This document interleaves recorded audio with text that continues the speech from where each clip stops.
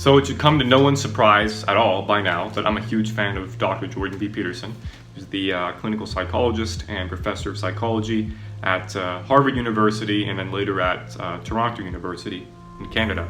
And to celebrate the recent news that there's a documentary coming out about the doctor, actually I believe it released last week, September 26th in Toronto, Canada, which makes sense. It's where he lived and taught.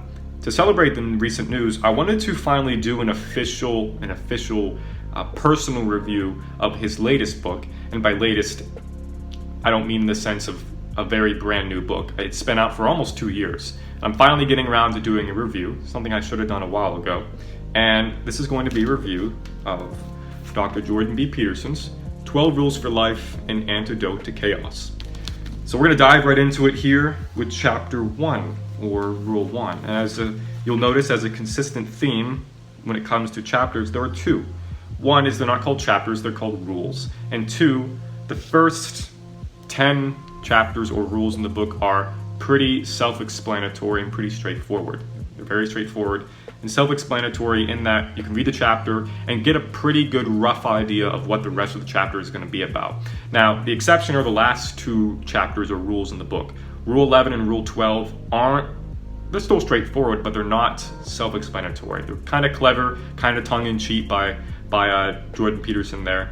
So you really got to read the chapter, especially for Rule 11 and 12.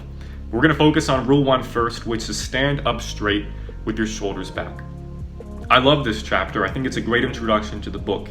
And this chapter is all about self-confidence, the importance of believing in yourself and being confident in the world, and the advantages it can have for you and the disadvantages it can have for you if you're not confident, if you're not conducting yourself with treating yourself and conducting yourself with respect. Because people notice that. People notice someone who is standing up straight and taking their time when they're talking and taking up space in a room and generally acting confident because they are confident, because they believe in themselves, versus someone who's got their head down, they're kind of hunched, which is also really bad for you, for your health. If you're not standing up straight, of course. Someone who's not maintaining good eye contact with people, someone who doesn't like to speak up for themselves, people will treat you differently depending on how you treat yourself, right? And so chapter 1 is about that. He starts it off, probably about half of the chapter is about lobsters, which kind of turned into a meme on the internet about Jordan Peterson, but it's still something to take seriously regardless. So he talks about the first half of this chapter about lobsters and about their neurochemistry, how they have comparatively simple neurochemistry, but still there are important, basic and fundamental, but very important components and functions of their neurochemistry of their brains that are actually very similar, if not almost the same, to our own. And he talks about the concept of the dominance hierarchy. He talks about the importance that animals place, even though I don't think most of us realize this, the importance that animals place on their position and in their societies, right? And their social networks, or their status, what they believe their status is, but maybe even more importantly, what the other animals in their network perceive their status as being, which isn't too far off from how we organize our societies, right? How humans organize their societies. And so he talks about lobsters for the first half of the chapter, and then he talks about people, about you and I. He has a section in the chapter, for example, where he talks about, this is an example, he talks about a woman with agoraphobia, which really you could sum up agoraphobia as the fear of everything. And he talks about positive feedback loops, or feedback loops in general. And so he talks about a woman here who has agoraphobia, but doesn't start out with her life with agoraphobia. It's something that develops over time. And so it starts out with more minor fears in her life that she doesn't want to face. Her heart starts racing, right? When she gets to these situations, or when she's thinking about these future situations, which would be an anticipatory stressor, right? And when she's getting into these situations, right, she's in the situations that are very scary for her, or when she's just simply thinking about future situations, her heart starts racing, she thinks maybe she has heart palpitations, maybe this is going to be a sign that she's going to have a heart attack, something like that. And this creates a feedback loop, because now she starts to think about her heart palpitations and the possibility maybe she's going to have a potential heart attack. And that just keeps reinforcing the feedback loop.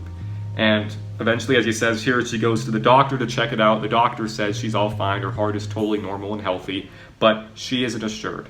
And this situation, the example he gives in the book, is going to the grocery store. It's something that's really scary for her, because she's afraid of this situation socially. And it doesn't just stay at the grocery store. This fear that she has of public spaces and of public humiliation, right, from heart palpitations, being nervous, or potentially having a heart attack, extends itself to other places. So first it's the grocery store, then it's the supermarket or the corner store, and then next it's taxis and subways and buses, and eventually it's everywhere she goes in her town or in her city, until she's even afraid of her own house. And she'd run away from that too if she could, but she can't. So she's trapped in this prison that she's created for herself. Really, she's trapped in her mind, right? And so we talked about agoraphobia. He talks about people later on in the chapter who've experienced bullying for a long time in their lives, and how, like most of us know, this is more common sense, common knowledge kind of stuff, but how bullying is the lowering of someone's confidence and status and perceived status in society, right? What he talks about at the end of the chapter, though, is the importance of developing confidence. And one of the best ways, the primary ways to achieve self-confidence is to go and do things that scare you, right? To stand up straight with your shoulders back, to keep your head up, not to be drooping, not to be looking at the ground and stuff. No, to conduct yourself with confidence and to go and do things that scare you. It doesn't matter that it scares you. Because if you were to tell someone, you shouldn't be afraid, if you go around telling people, I'm not afraid of anything, you're a liar. Because we all fear things in life. And he's not saying that. This isn't talking about the absence of fear. We're not talking about completely vanquishing fear, because fear and these anxious feelings and these feelings of butterflies and nervousness and all of this is never going to go away, right? But that's not what courage is. What courage is feeling the fear from this potentially threatening or even dangerous situation, and then still going and confronting it anyways. And that's what he talks about. He uses the metaphor of finding the dragon in the cave, hoarding all the gold. And you want the gold, you don't want to face the dragon, because it's this huge beast in front of you, but you still go and face it anyways. You feel the fear, and you still face the dragon anyways. And that's the essence of this chapter. The essence of this chapter is to do things that scare you, right? To feel the fear and do it anyways. And in doing that, you'll actually increase in self-confidence, right? You'll improve your confidence. You'll improve the way that you view yourself, which is most important. Because if you view yourself with respect, if you like yourself, if you love yourself, other people will treat you with respect as well. But you need to have that first. If you want other people to treat you a certain way, you've got to treat yourself that way first. And that's something he talks about more in Rule 2 than in Rule 1, but still something that you can extract from this chapter for sure. And I want to quickly read out a section from the chapter here, which I found great. It's near the end of the chapter. He says, people, including yourself, will start to assume that you are competent and able, or at least they won't immediately conclude the reverse. Emboldened by the positive responses you're now receiving, you'll begin to be less anxious. You'll then find it easier to pay attention to the subtle social clues that people exchange when they're communicating. Your conversations will flow better, with fewer awkward pauses. This will make you more likely to meet people, interact with them, and impress them. Doing so won't only genuinely increase the probability that good things will happen to you, it will also make those good things feel better when they do happen. And to end the chapter, he says here, look for your inspiration to the victorious lobster with its 350 million years of practical wisdom.